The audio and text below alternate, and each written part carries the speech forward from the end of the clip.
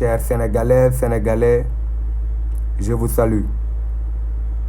Je me présente, c'est Mamadou Kane, jeune leader politique, président du mouvement Troisième Force Populaire.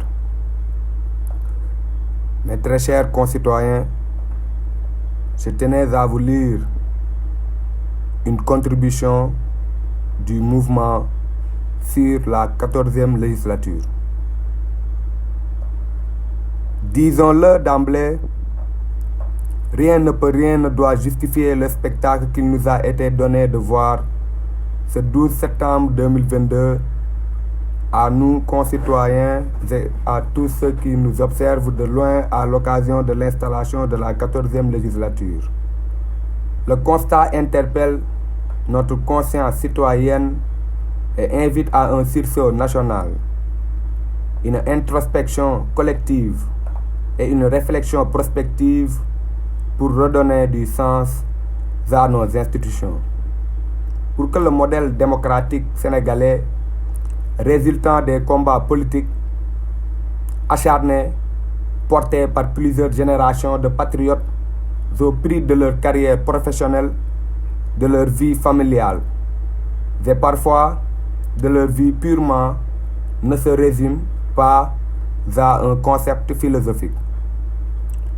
Je laisse aux spécialistes du droit public le soin de débattre du fonctionnement de l'Assemblée nationale, tel qu'il ressort des lois et règlements qui l'encadrent.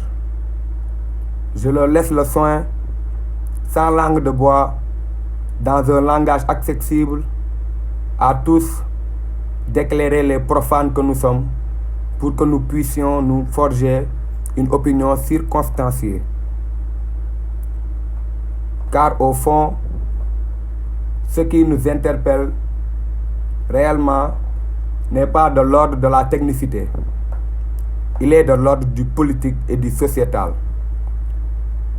Et les questions auxquelles nous sommes appelés à répondre, tout comme le débat fraternel auquel nous appelons, concernent chacun d'entre nous et nous touchent dans notre quotidien et dans celui que nous préparons pour nos enfants. Chaque citoyen a la parole dans ce débat et toutes les paroles y sont d'égale dignité. Par un vote inédit dans l'histoire politique de notre pays, les Sénégalais ont opté pour une Assemblée nationale plurielle où les forces s'équilibrent et où la concertation, le compromis dynamique et le consensus prennent le pas sur les automatismes surannés de majorité mécanique au service exclusif du pouvoir exécutif dont ils sont pourtant censés contrôler l'action.